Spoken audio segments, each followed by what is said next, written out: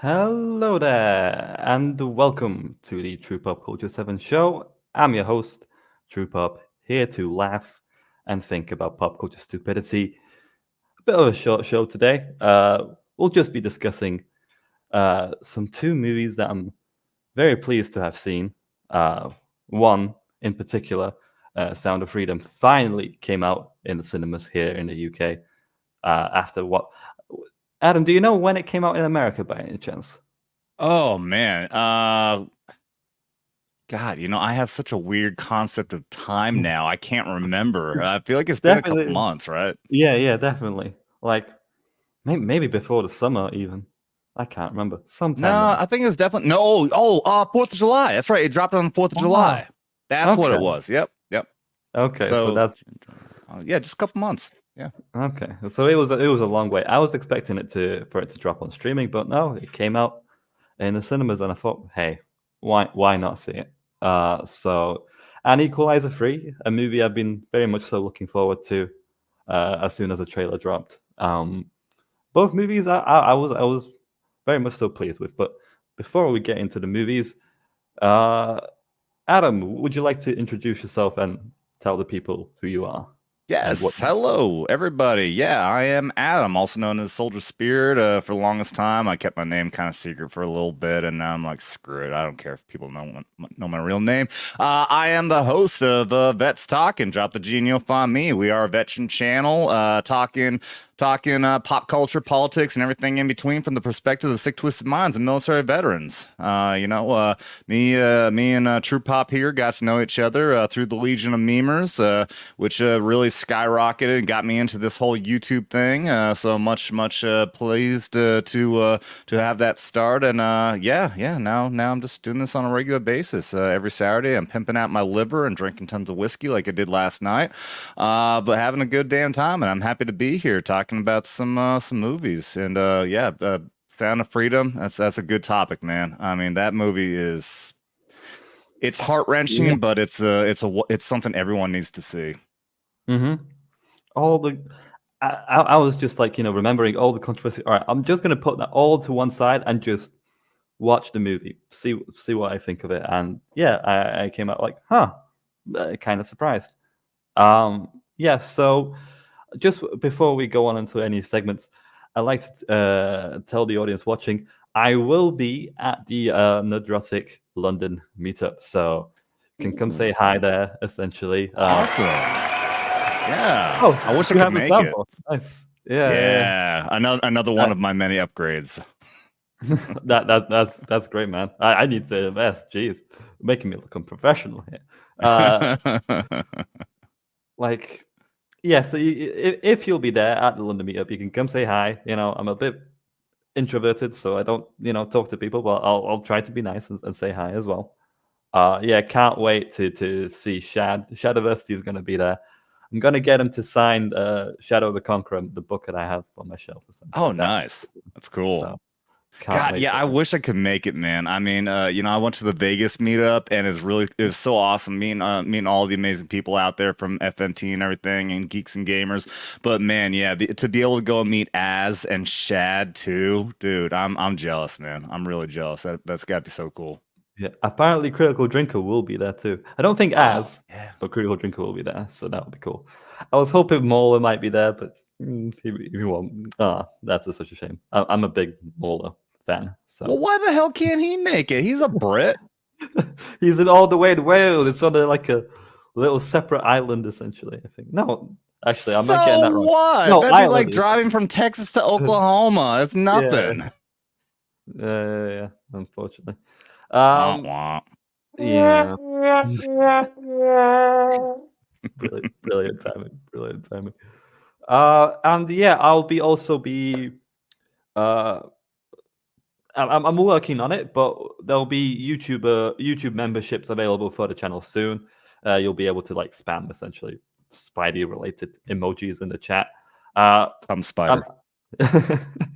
I've changed my logo, by the way. It's not, but You shall forever be known as the cum spider. You will never escape that. great. So yeah, essentially, I I doubt this stream will get monetized simply because of the movie we're talking about. So yeah, guys, I very much appreciate to support the channel any way you can.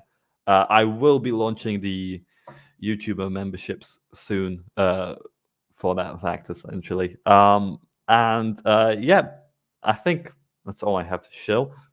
I don't think I'm forgetting anything. Let's get on with the first segment of the show, which is Sucked into Pop Culture. And finally, the piece de resistance.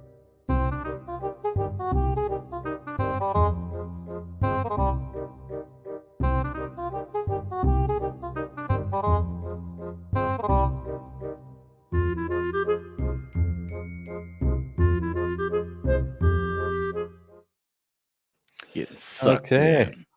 Sucked in, essentially. I say essentially a lot. Someone pointed this out to me, and like, I'm just like in the mood to like slap my wrist every time I say it, essentially. You only essentially say it essentially a few times, essentially. Well, maybe. Okay, so yeah, Sucked into Pop Culture, the part of the show where we discuss essentially what we've watched, read, or anything like that. Essentially, back in in the whole pop culture show. That's gonna bug me now so much. I have been reading The Name of the Wind, recommended to me by Shagsworth. It is a beautifully written book.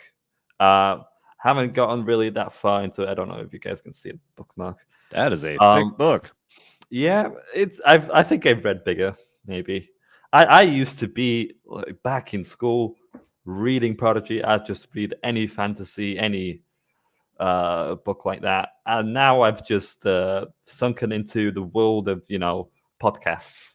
And that's literally all I listen to, and it's just kind of gotten me away from books, which shouldn't be really the case. But yeah, the book really well written. It has occasional jabs at religion. I think the author was like an atheist or something, so the only nitpick I have is that. But apart from that, yeah, I'm gonna definitely keep reading it. I'm definitely interested. When will I finish it? Maybe in the next half a year. Who knows? I've also watched, Sound of Freedom and Equalizer. I've also seen the Gran Turismo movie. I hear that's great. Oh, you him and Han? You didn't think it's that good?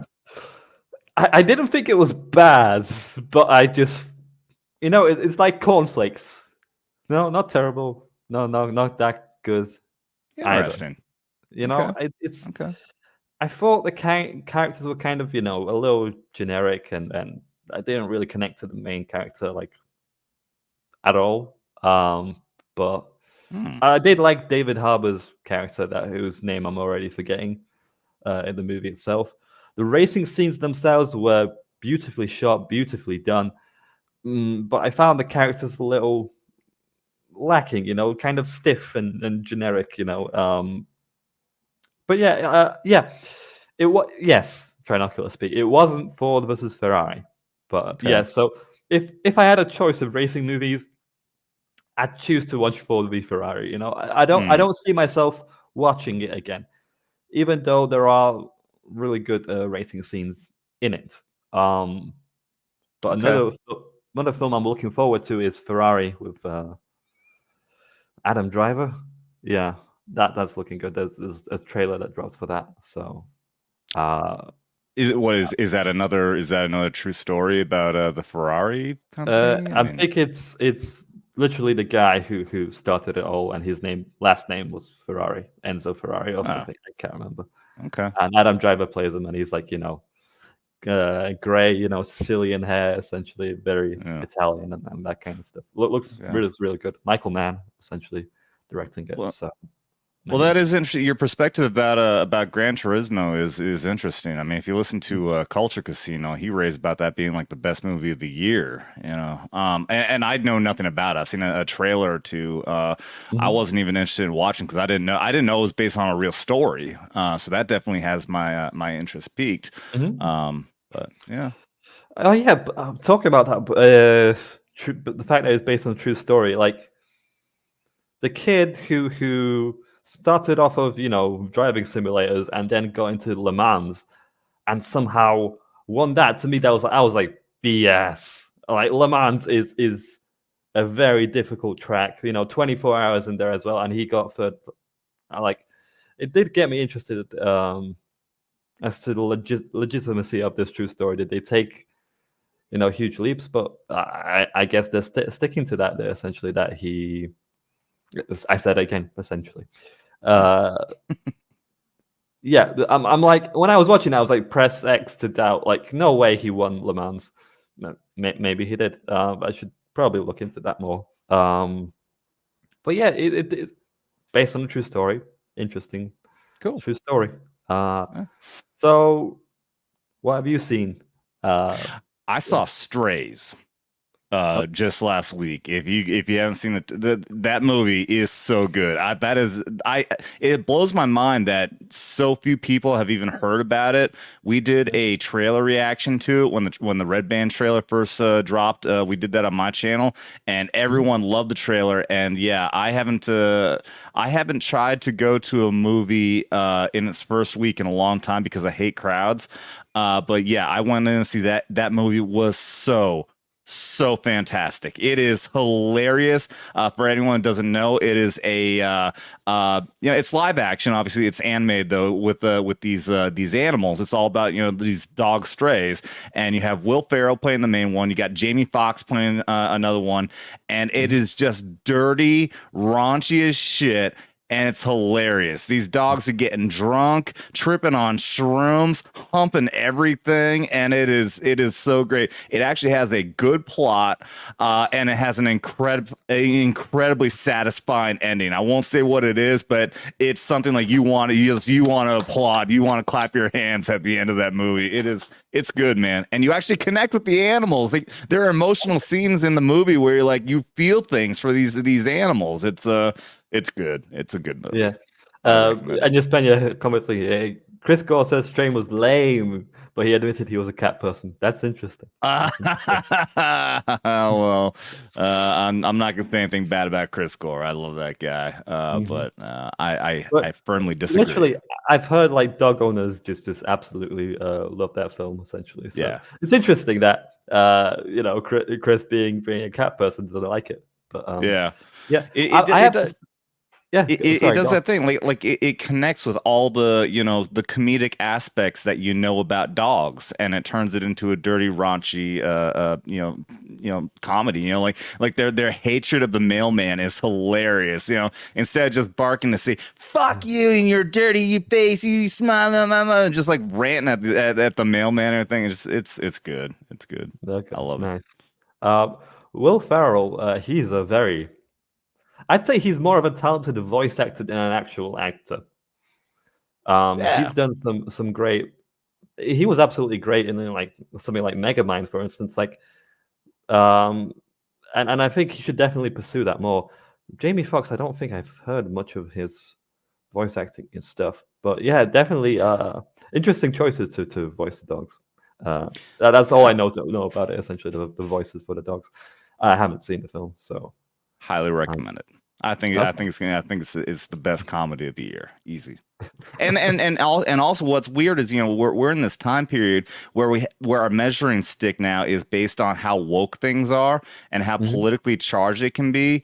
And it's amazing whenever you're just happy when you can watch something and enjoy it and not have any political side to it whatsoever. And that's this movie. There's no feminism, there's no racial aspects, nothing at all. It's just good humor, raunchy comedy, no political shit at all. Well, that's always good to hear. You definitely can't avoid any ideology, any leftism in movies these days. All right. Anything else you've seen or read or anything like that? Oh man, I mean, I'm keeping up with Ahsoka just for content. Really? I'll tell you what, man. Last week, I had green hair anti-liberal just damn near ripped my head off simply because I didn't hate it. I didn't say it was a good show, but I didn't hate it last week. After this last episode, I hate that. That show's garbage. Screw this show. You have got to explain to me the clip I've been seeing all over Twitter of Ahsoka being on outside of a ship, deflecting bolts from that is so. I don't think anyone's done that in Star Wars, and there's a reason why no one's done that in Star Wars because it's stupid. It was stupid. Yeah, I mean, I guess because the ship was damaged and they didn't have an ability to fight back, so instead she goes out there and deflects everything. I was listening to FNT and they were ranting about, I can't remember if it was FNT, but anyways, the fact is that she ran across the ship and she did these flips and landed back on the ship as if there's like gravity or something. Here's the thing: is that it could have been explained. There was a scene like at some point, like she ends up like floating off at some point, like they thought she was dead or whatever, and she was floating away, and she said, "Okay, the battle's over. Now come get me." And then Sabine flies the ship in, and she manages to reattach, and there's even a sound like a thunk. So obviously, there's like boots, like it's obvious that like the boots are like attaching. Like I'm sure she's using the Force also, and they're like like magnetic boots or some shit. The problem is they didn't explain that. There's no explanation at all as to how or why she's running across and she flips and lands back on. There's no explanation at all. It just happens, and that's what was terrible. You can assume that maybe it's gravity boots. You can assume that maybe she's using the Force, but they need to fucking explain it. Mm-hmm. Otherwise, it just looks dumb. It did look dumb. Yeah. And what I would think would happen if she even tried to deflect a bolt from a ship, she'd just, get back into it, like plunge her lightsaber into her head, and then, it's not because there's some power behind that ship blast. It's not just like a regular from a gun. So I don't know. What do I know? It's dumb. I don't know. It's dumb. What on earth? The show is dumb. The show's dumb, and especially in this episode, they tried to. It is obvious that like Star Trek Picard season 3 did a great job at bringing the member berries for Next Generation fans. They did a good job with that. This episode of Ahsoka, they tried to do some member berries to the original Star Wars. And it fails miserably. It is a very obvious ass-kissing couple of moments where Sabine is trying to learn to fight with a lightsaber, and Ahsoka has her put a helmet on. She goes, "Well, I can't fight if I can't see."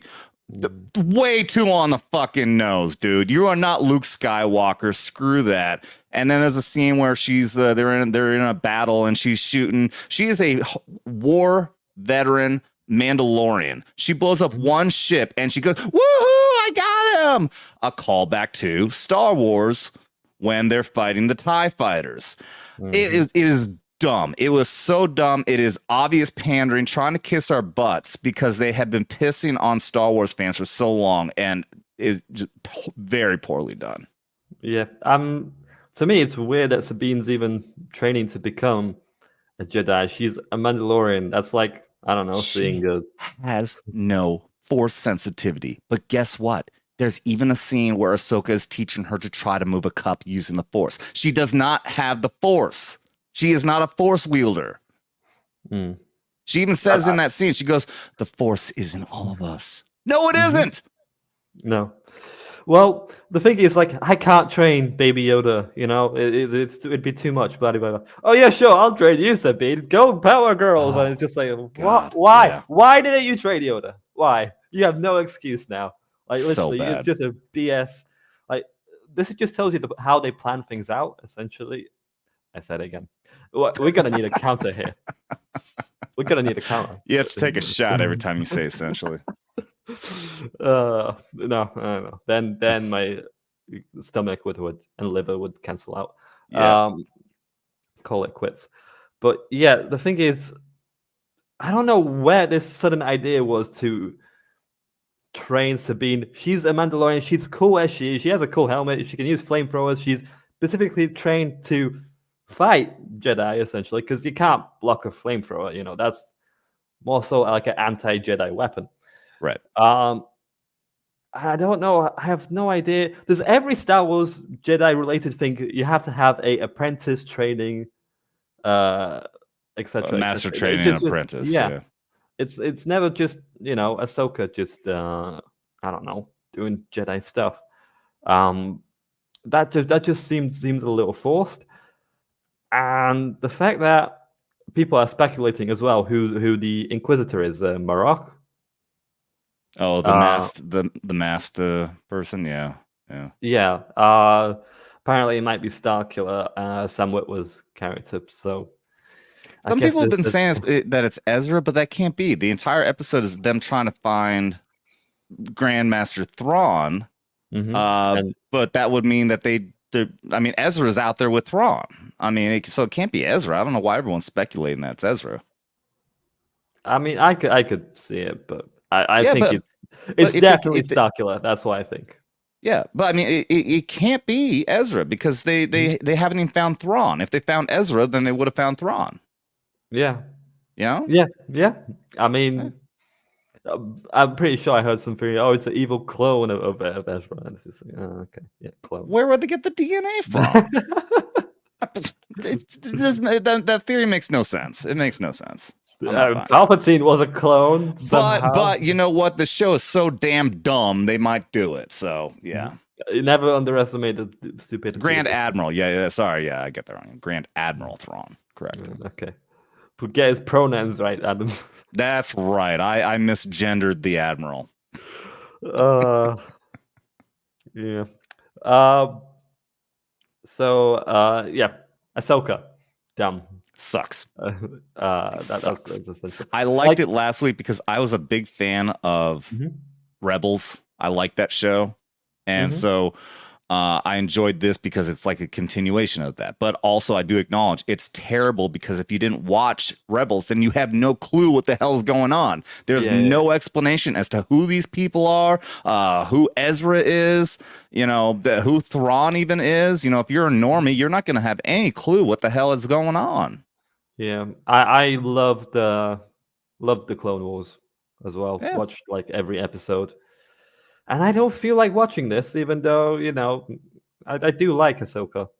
But the thing is, she's nothing like the character. She has none of this humor in her, none of this like childlike kind of attitude to things.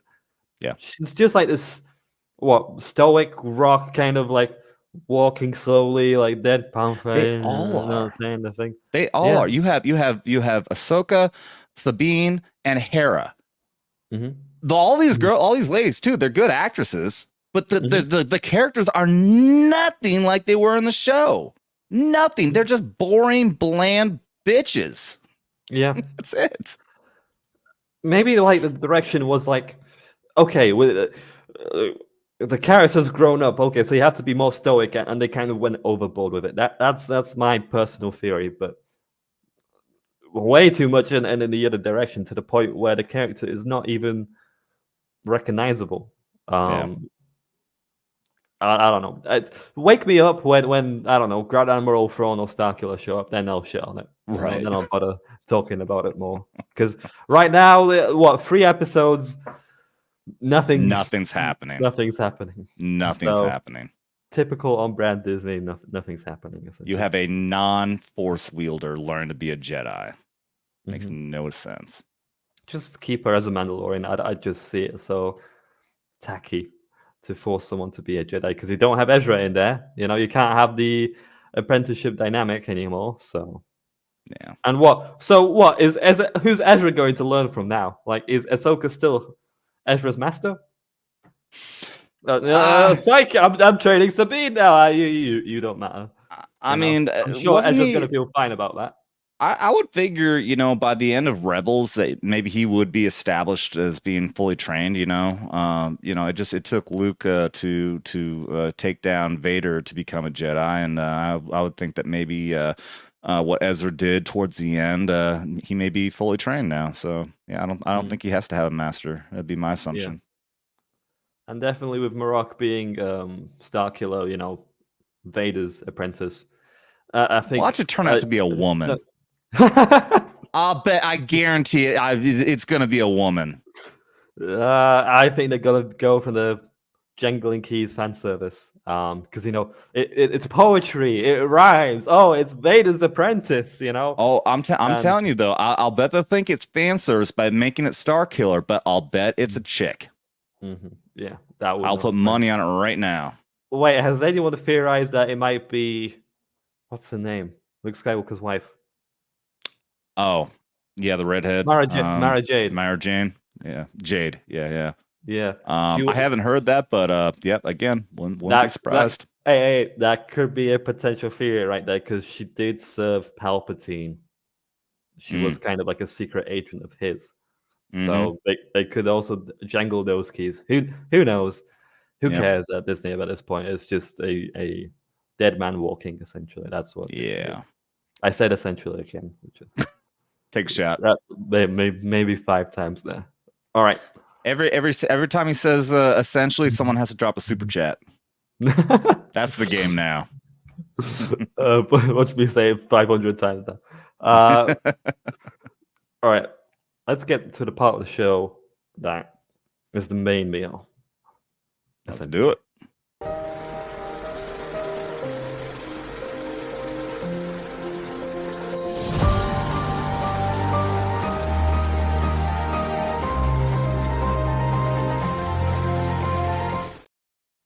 Okay, so the first thing I'll discuss, I know you haven't seen it, but I want to discuss Equalizer 3 first because I just got out of it like an hour ago, maybe 2. And I was quite pleased with it.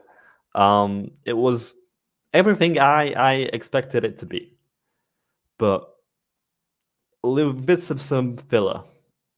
Denzel Washington, absolutely great in it, fantastic. He always carries the movies. I think that's why they're popular. If it was anyone else but Denzel, I don't think they'd be as engaging. And yeah, I've seen Az and Chris Gore say that it's a Western. And having watched it now, I can definitely see that, this old man finding a peaceful town, wanting to settle down. And then these mafia guys come in and, he goes haywire.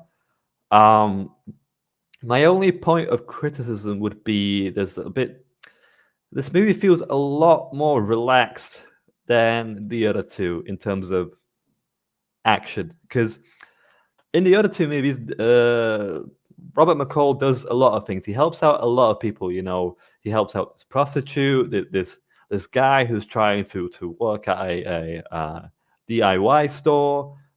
He's helping this person. He's doing a lot of things to help people out.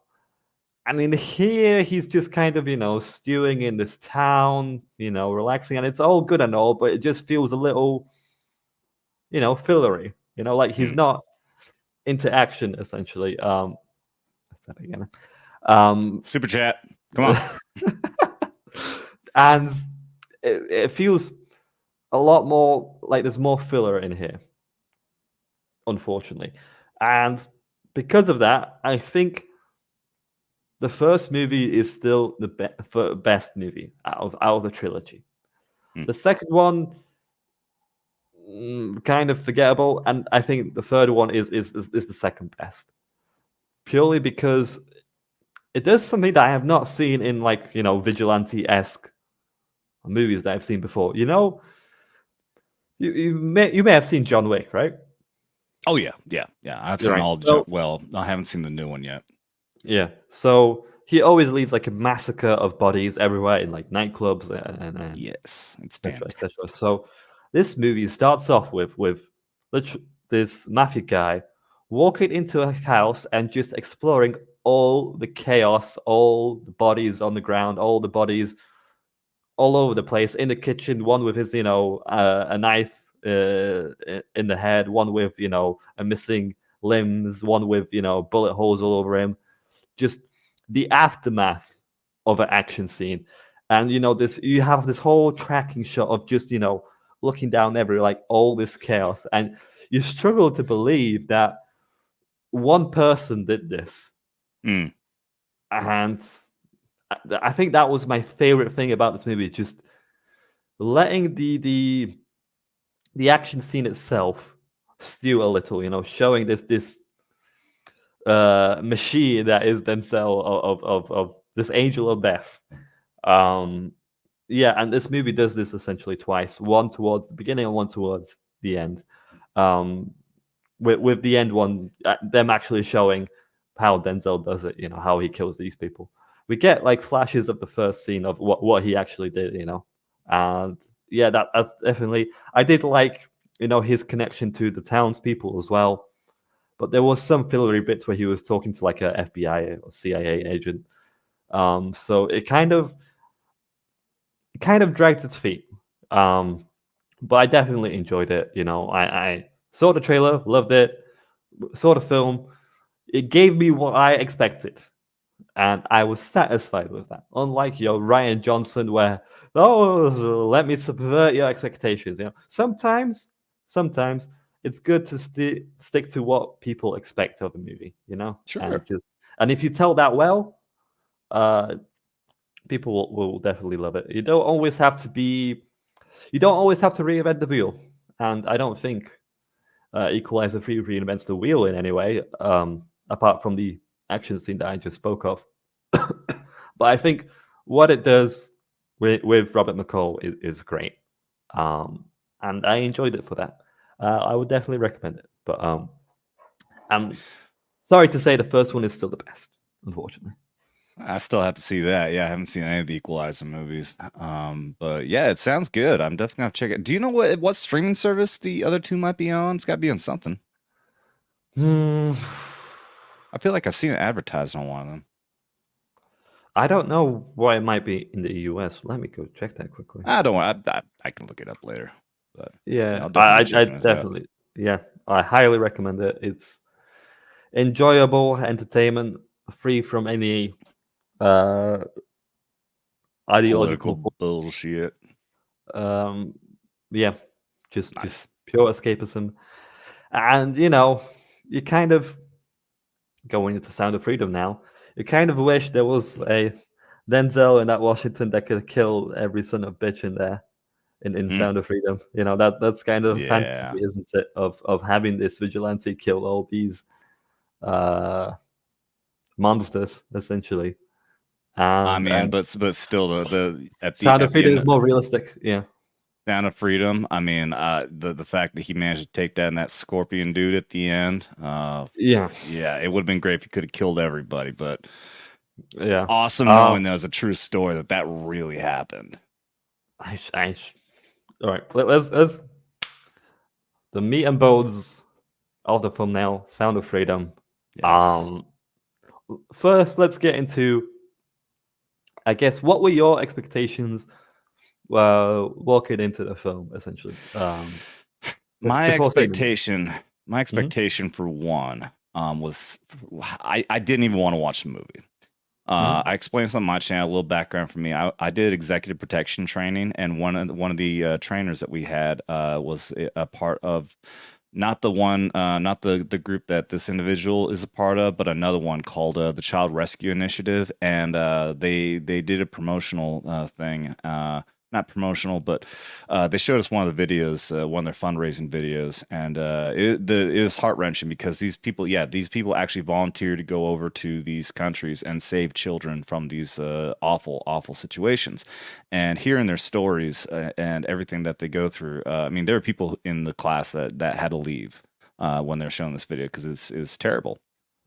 So. I even considered trying to do that myself, volunteer to be a part of that group. But I knew I wouldn't be able to do it. Emotionally, I wouldn't be able to handle it. So I didn't even want to watch this movie. But everyone kept on telling me, you have to see it, you have to see it. And I did. And I'm glad I did. And I'll tell everyone else as well that people, you have to watch this movie. It is not easy to watch, but you will be happy you did. My expectation going in is that it was going to punch me in the gut, and it did. I'm not gonna lie, I cried like a bitch. at the end. I held it in. I thought I'm good. I made it. But at the end of the movie, I couldn't hold it back anymore, man. But at the end, it was the happy tears, though. You know, when the brother and sister reunite. I'm getting emotionally thinking about it now. I knew having watched I watched some of the there was a CBS clip, you know, back in the day when news agencies actually liked showing this kind of stuff. You know, they did a news broadcast about his heroic the takedown at the island. They showed they showed the actual footage of that real event happening, and I thought that was going to be the end of the movie. I had no idea. I did not know about after that when he went after the girl. Just one single girl. One single girl, and he went down this river to I don't even know what you call these people, just Rebels. That's why I remember. Yeah, but I mean, in the middle of the jungle, and saved this one girl and killed this monster of a dude. And I had no idea that scene was happening. And afterwards, I was blown away. I was blown away that this really happened. This guy is a true, God honest, real hero. And the movie surpassed my expectations by far. Well, yeah. For me, going into it, you know, I was hearing a lot of media blabbing on about it all the time. You know, obviously I had to wait a couple of months. So, you know, I've heard it all, you know, people who are more like right leaning all over YouTube, like recommended it highly much more. And you know, your left wing nut jobs highly demonizing it, saying it's this conspiracy and this conspiracy. And yeah, calling it a QAnon conspiracy theory. I'm sorry, I don't know if you're okay with bad language on here, but fuck you. Yeah. Don't worry about it. Not you, True Pop. Obviously, I'm talking about the left-wing media who just obviously want to protect child predators. Listen, Adam, we're talking about Sound of Freedom. YouTube is not going to monetize the stream any day of the week. You can swear to your heart's content. I'm not even going to. I don't know if I'll even bother fighting the yellow mark that's cursed to be stamped on this live stream, purely because it's Sound of Freedom. But yeah, so you know, I've been hearing about these glowing recommendations from people from the right, and I've been hearing all these demonization from the left, and that kind of put me in the middle. Okay, so what is this film about? Is it are both have some points, or are both of them over exaggerating? And I finally got to see it for myself, because the thing is, like right wing commentaries, right wing YouTube, whatever you want to call it, they tend to praise movies for the sake of the culture war. I know Jack Posobiec did this for Alita Battle Angel. He even admitted it in some clip that I've seen, that he didn't really like that movie that much, and you know, he was praising it for the sake of the culture war, and you know, because of this big movement, and blah blah blah. So I was like wondering, is this movie overpraised in some way? And I knew the leftists were full of shit with these conspiracies and blah blah blah. And their reaction like left me wondering, why on earth are you guys so against this movie? And I'm pretty sure there was essentially some sort of reporter that was demonizing the movie, and they recently got arrested for possession of CP. So big surprise. I don't know what example it is. I wish, you know, I was eternally doom scrolling on Twitter, and I don't know, I'm pretty sure I saw news regarding that matter. I'm not sure if I could find it again. Should have bookmarked it, but stuff like that. People criticizing this film just say it might have skeletons in their closet. Yeah. So yeah, I'm just like wondering: is this movie exaggerated or in any way? Is it really that good? That's what I went in with on my mind. And having seen it, I was incredibly surprised. I even recorded a clip as I was walking through out of the theater and uploaded it. And I keep scratching my face, just like a nervous twitch. You can see it on Twitter. And yeah, I was just saying that going into it, I was expecting like some sort of preachy, cheesy movie, God's Not Dead style. Like this, like it has some sort of agenda to push. No, it was just a simple movie about the horrors of human trafficking, and it did so effectively. Yeah. And I was like taken aback by this, like, what the hell? Where's the QAnons? Where's the Gates? Where's the, I don't know, conspiracy theories? And it just made me question even more, why on earth was leftist media so hell-bent on demonizing this film? It's just a standard film about human trafficking, a message everyone can get behind. Yeah. And All these people want to lose their minds and claim, needs for I forget the word, but money for black people because of slavery, something that happened hundreds of years ago, when now in this world we have more slaves at this time and period than ever in human history, and the vast majority of them are sex slaves. So many of them are children, and no one wants to acknowledge this is a bad, horrible problem happening right now. You're so worried about people, about black people who are living perfectly fine lives here in the United States, but they're not worried about the poor innocent children out there being brutally abused right now. So yeah, Jim Caviezel was great in this. Yeah. You can see in his eyes he's got like essentially the weight of the world on his shoulders. Yeah. And that's definitely something you'd feel like doing that job. And they don't show anything drastic or anything like that. What I appreciated about this film, they don't treat the audience like complete idiots.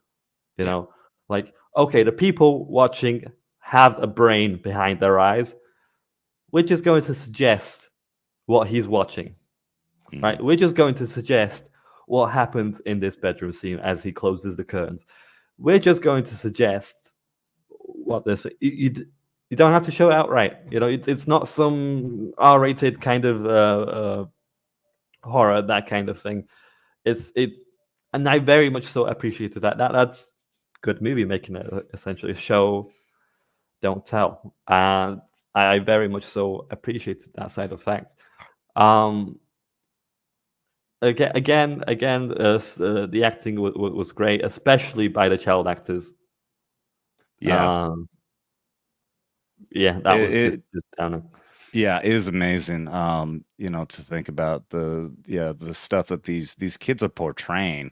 You think about the scene when they're in the shipping container, and these poor children had to be stuck in there for God knows how long, defecating in there, and and then these poor kids, they thought they're on their way to become like stars or something like that, and then they're thrown there, and then they get to this next location, and this guy punches him in the face, and just is horrible. But yeah, you're right though. Is that the acting, the directing, the production, everything about it for such a simple movie with such a small budget was so incredibly well done. If you had told me, like after the film, that this film cost 40 million, by the way, I wouldn't believe you. Like, I was like, what? You're joking. It had to be at least 25. What? No, no way. This movie has. That's something I said in my aftermath reaction. This movie uses its budget well, really well. Absolutely. And you just kind of think, okay, what the hell are some of the mainstream Hollywood movies? Where's the money going to? What cafeteria is costing you 150 million? On that alone, you could essentially make a whole movie. It's funny how Hollywood spends the movie. That's what stuck out to me watching this, especially with the lower you spend on the money, the more profit you have. That should not be difficult to figure out. Yeah. Again, with Joker, it cost about, I don't know, maybe 80 million tops. Mhm. I can't even remember, and it made $1 billion.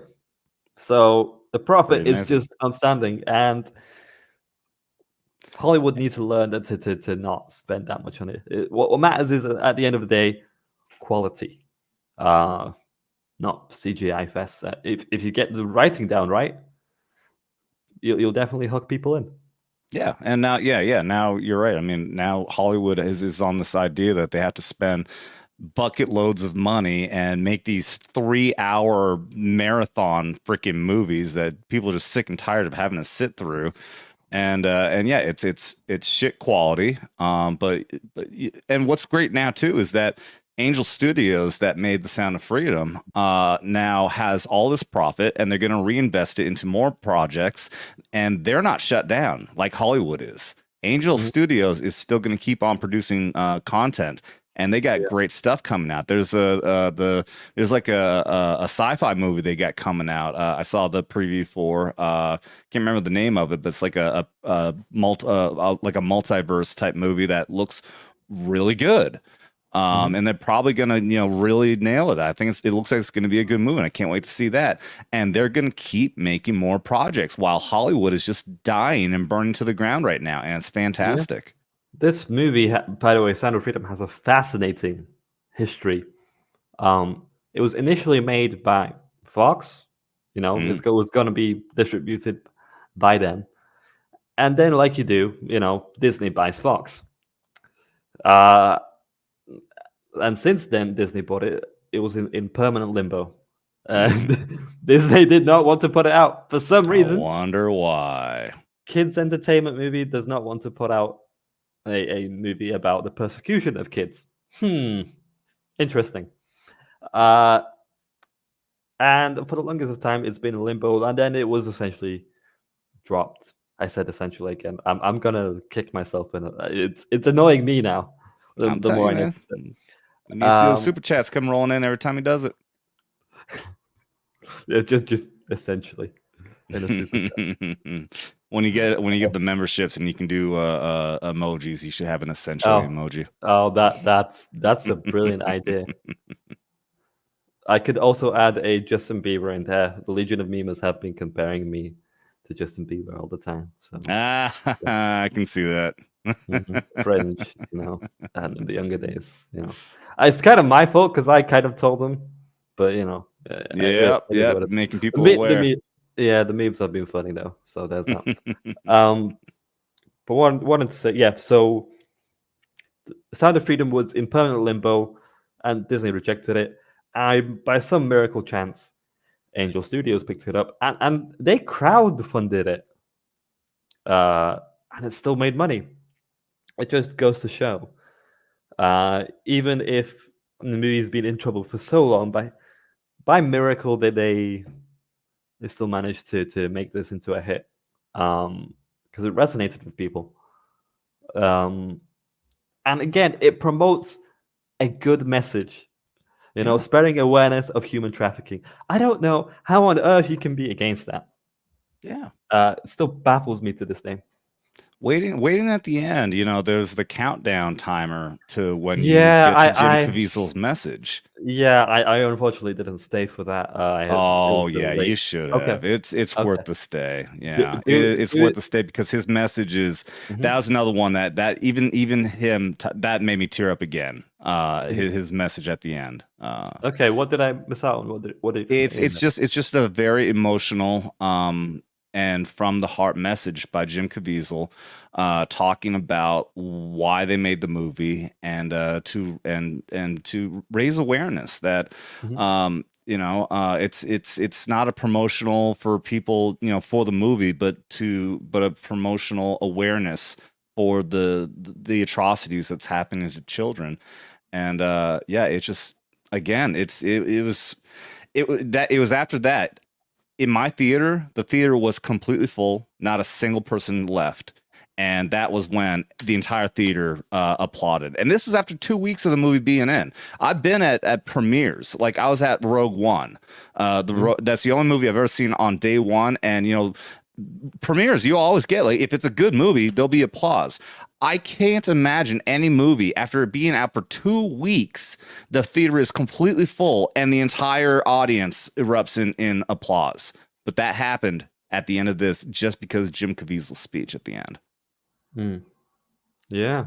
I'll look it up online. I'll bet it might be on YouTube. It's probably on YouTube. I think that's what I told myself. Oh, it'll be on YouTube. I'll see it later because it was late in the night as hell, and I struggled to sleep after watching it. To be honest, it is a bit of a downer, but it's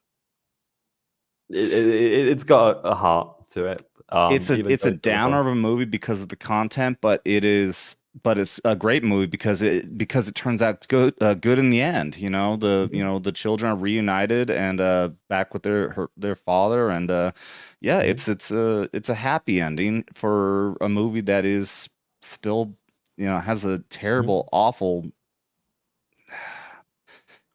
It's awful what happens, and it was a true story, and that's what makes it even more difficult. But at the same time, what makes this movie so great, because of the actions of this individual. Tim Ballard. Tim Ballard is his name. The agent who went and volunteered to do this. Man, it's amazing.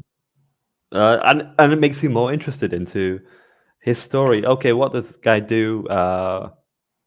What kind of operations was he involved in, etc., etc. And that's how you get people interested, is to make a good movie. And that's not the priority of Hollywood. The priority of Hollywood, it's an IP, it's a name that people will recognize. Okay, let's release it and it'll make money, right? Just because the name, it says Star Wars on the cover, does not mean it'll make money. You have to focus on your script. You have to focus on your filmmaking in general. And, you know, it's this kind of carelessness attitude towards it. This wasn't the case with this movie. You could easily tell there was heart and soul and passion to tell this true story, because it was very much important to the filmmakers themselves. And yeah, Jim Caviezel definitely didn't phone it in. Now, in saying that, we have been praising it and blah, blah, blah, blah, but I do have some slight criticisms. No, that's not allowed. Kid, go ahead. Well, I think the father of the children, I felt like he acted a bit too stoic. Okay. If my children went missing in that beginning scene, I would be a bloody wreck of a human being. How could I fall for this? Where the hell are they? He just seemed a little too calm about it. Okay. I don't know. Maybe if there was a mother, she'd be she'd show more emotion. And you know, the scene where the father reunites with his son in the airport, I felt like if I was a director, I'd be like, cut. All right, dude, you need to show hug him more. Come on. I just didn't get that impression. There was more emotion from me. It just felt a little jarring. I know what you mean. Yeah, I can agree with that. Yeah. And the second criticism: don't say the title of the film. I know that the ex-mafia guy, I guess, he did say at one point, and I'm like, a bit on the nose. I do believe that, but that's what really happened, though. That's why they called it that, because that is what actually happened out on the island. Is he said to him, "You hear that? That's the sound of freedom." That's why. Yeah. But it's just like, oh, he said the thing. He said the title. You know. Yeah. But it really happened, though. I mean, that's why. Yeah, it did. Yeah.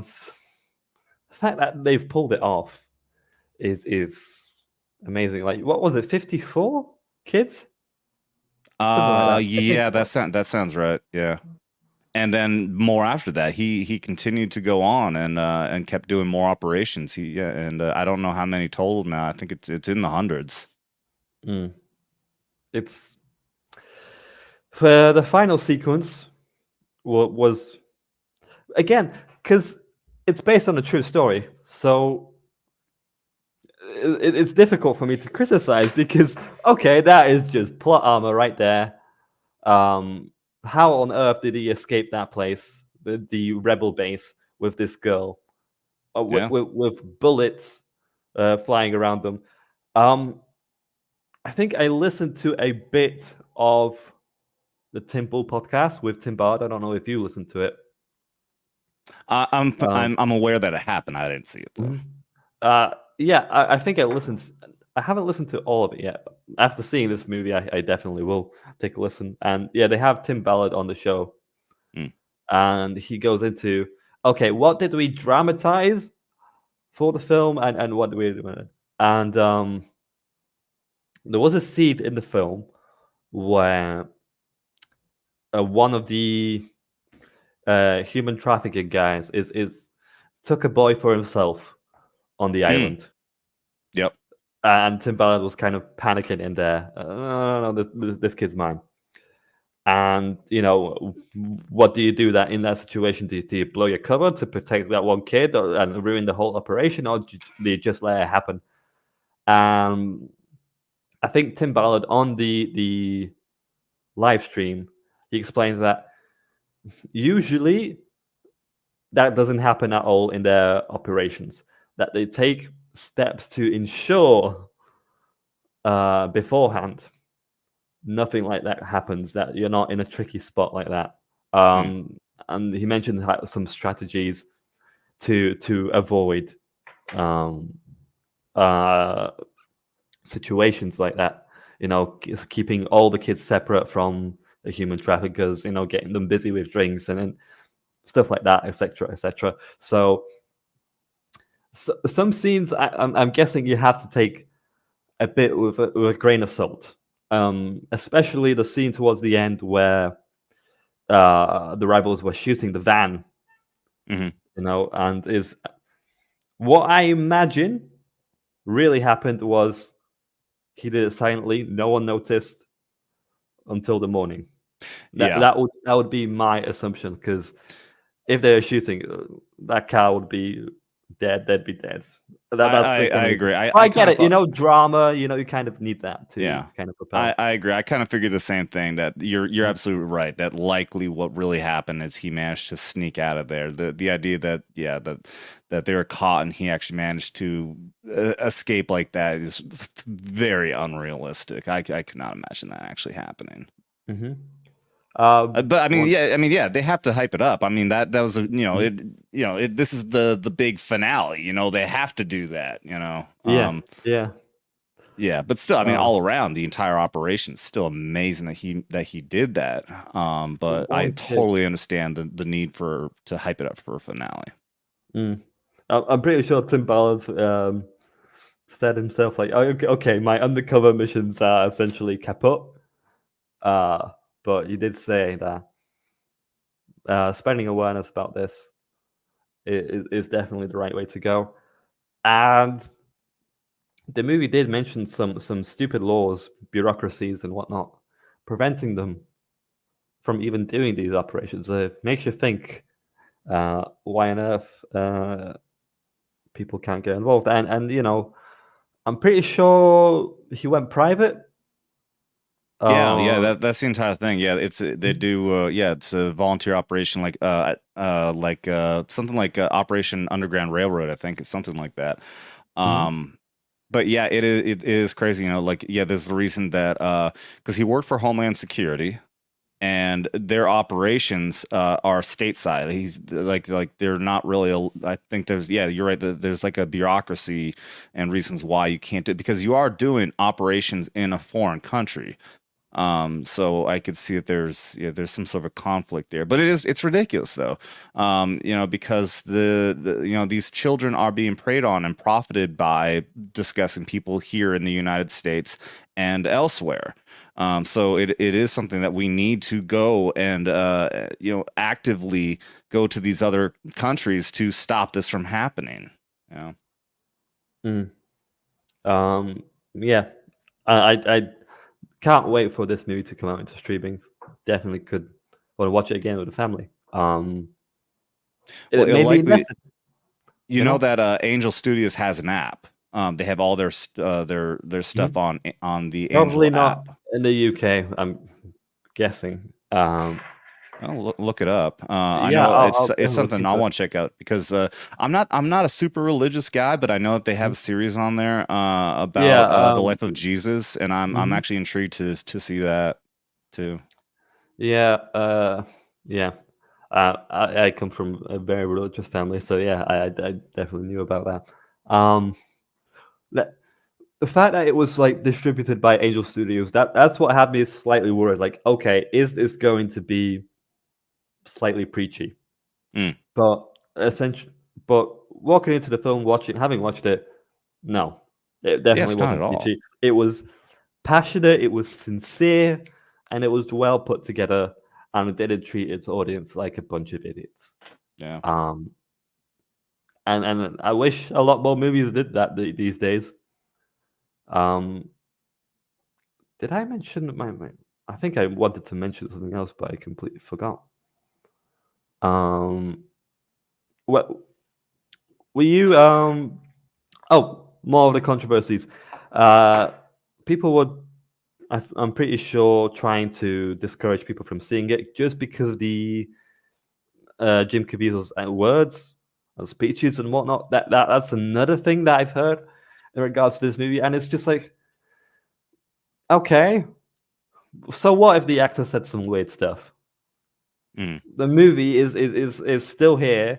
It's not like it's tainted goods or anything. Like, oh, okay, this guy said something 5-6 years ago. Blah, blah, blah, blah. What does this have to do with child trafficking movie? It's a Yeah. bit stupid reasoning. And, uh, all of the mainstream media, all of crazy side of Twitter tried to put this film in the ground, and it just seemed unfazed by it. And I'm happy for this film to receive the success it's getting. Their attacks their attacks have been backfiring all the time now. Anytime they try to cancel or attack anything, it just does better for our content. And I do say our because I consider this to be the counterculture. The culture today is awful, terrible degradation of our society in general.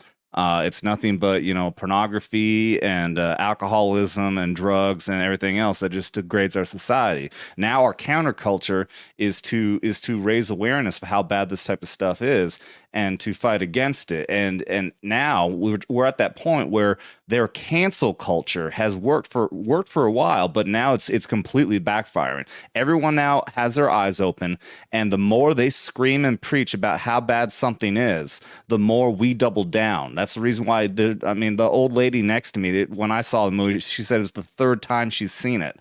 Wow. And I know a lot of people who've gone and seen that movie multiple times. I don't know how. I like you're saying, when it's streaming, I will watch it again. But I could not see myself going to the theater to watch it multiple times because that old lady was crying the whole time. It's the third time she's seen it. Yeah. That's 3 times she goes in there to cry her eyes out. It's amazing. But yeah, if you look at Men Don't Cry. I did, dude. I did. I had watery eyes. Okay, I had watery eyes, but I was like, I couldn't hold in, man. It was welling. I felt the tears, and eventually I just couldn't hold it back anymore. And it all came down when those kids got reunited. But yeah, you look at what happened with this movie. You look at what's happening with Rich Men North of Richmond, Tom McDonald. All this content, the anti-woke content, the content that is getting out there and getting and fighting against what's happening in not just our country, in the world. You out there in the UK, I mean, shit, man, you guys are going through worse crap than we are with a lot of stuff. It seems like anytime something works out there with this kind of totalitarianism, then it comes over here to the U.S. But we're fighting back, man. We are winning the culture war now. I've been saying this a lot on my channel. We are winning the culture war. The pendulum is swinging back up on our side, and they are losing, and they're desperate now. Interesting. I just, I don't know. When it comes to culture war stuff, it's interesting that you make that point, because I don't see it. Maybe you do have a point in it balancing out, but I don't know. I wouldn't say the right side of things is winning. As long as companies like BlackRock exist, I think companies are going to keep pandering to these stupid things, because I think Razor Fist said something great. Explained it. It's not necessarily get woke, go broke. It's first off, the first stage is a company gets broke. So what do? They look around. Okay, who can pay us that extra bit of money? And them almighty savior, BlackRock, comes in with a bunch of money. But BlackRock tells them, hang on, you have to pander to these things and things here. You have to have certain minorities in here that we have to check off. So the companies do that. They check it off. And then they receive the, I don't know what you would call it, stimulus money from that. And then it's just a matter of, can they keep this up? And they keep it up. And obviously, we all know that all this leftist shit is scaring off customers. It's not scaring off. What's the right word? It is. People are waking up. It's but making them distasteful and making them bleed money, and then they essentially get completely broke with a garbage ideology to boot. So, but right there, you're trying to argue, and I'm not saying like you're being mean about it, but you are making your arguing point that you believe that we're not really winning, like I'm saying. But you just made my point right there that we are winning because they're only on life support right now. You're right. Somebody like BlackRock is giving these companies money. That is their life support because they're dying, and it can only last so long. You look at Gary Nerdrotic talking about Star Trek is dead. They had a great season with Picard season 3, but there's no money left. There's no money left to make the new series because they killed it. Hollywood is burning to the ground right now. You look at all these strikes. Now they're about to strike against video games as well. There's nothing left. There's no money left. They're purely on life support. You look at what happened with Bud Light, Disney, it's all dying. There is no support left for these people, and it's going to die away unless they change. And even when they change, there's going to be a long time before people go back to them. I'm telling you, man, people have woken up. We're not talking about the woke.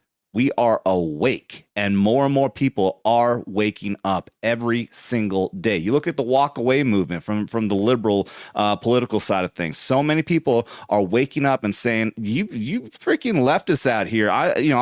People will still consider themselves, classical liberals, but they're walking away from the leftist ideology that's supporting drag queen story hour and all this transsexuals that can get away with murder.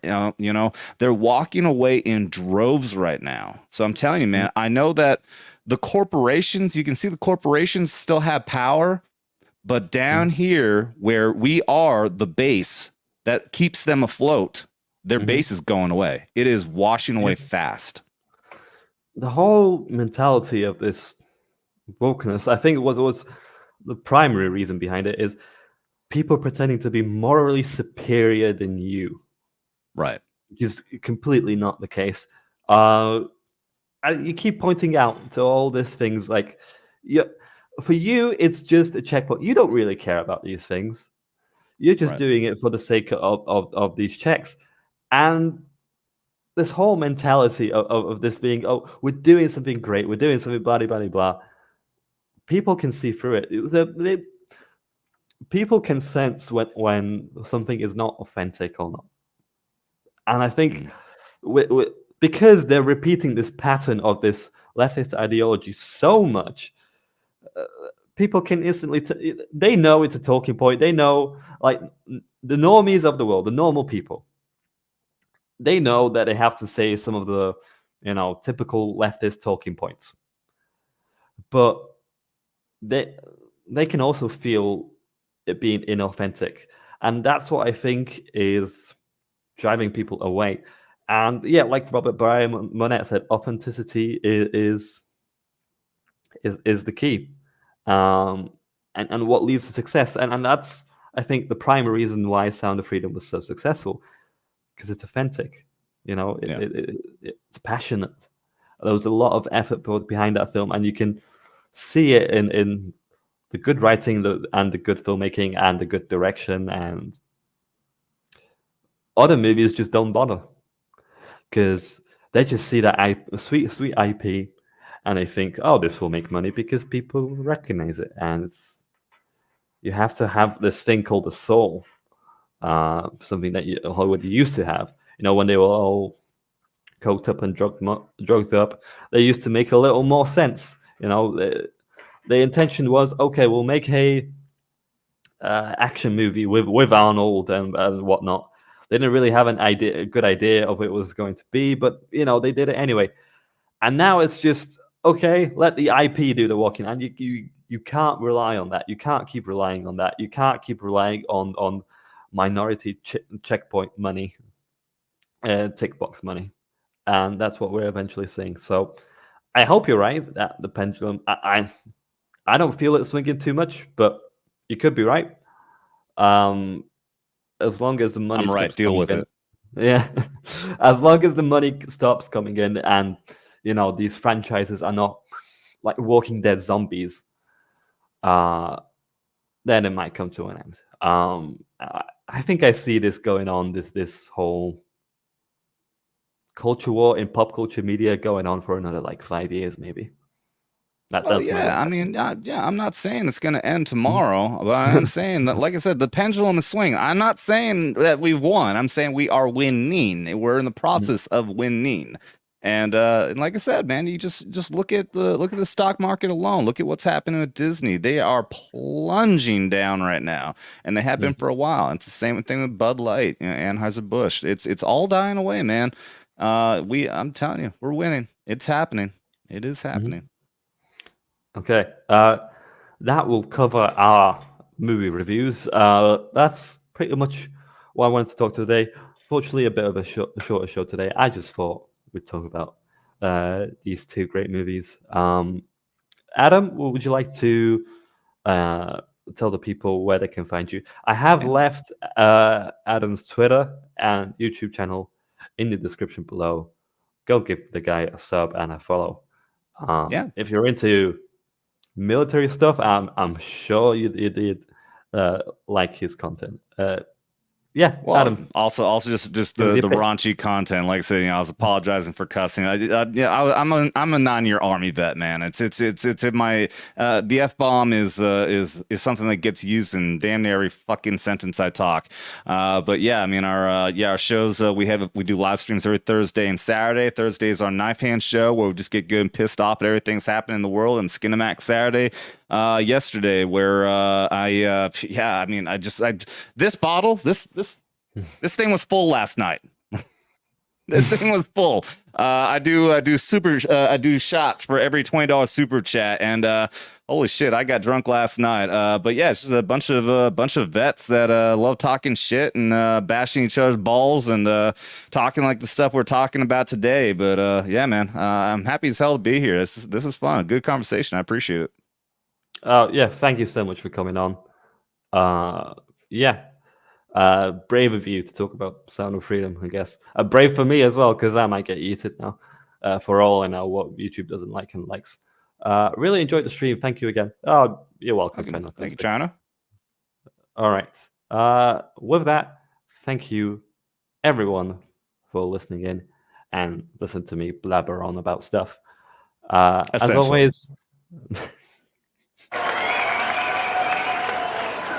I'm not going to let that down, am I? Essentially, no. Essentially, yes. Again, thank you all for listening in, and stay tuned for the YouTube memberships, they will be coming soon. I'll probably have to include a Justin Bieber Andre, essentially. That's a great idea. I was struggling for like what could I give them emoji wise, but not, you've given me an idea, so thanks for that, Adam. Yeah, man. And yeah, I'll be at the Nerdrotic London meetup. I will be recording a blog. That's my plan, and edit it in a fun way. Also, guys, I'd really appreciate it if you guys could send some recommendations for stream highlights. I know I've not been putting out much meme videos essentially on my channel, and you guys seem to enjoy it very much. So yeah, sorry for the lack of content. I try to keep up with it with streams. I don't know. I haven't been hearing a lot of stream moments to make videos on.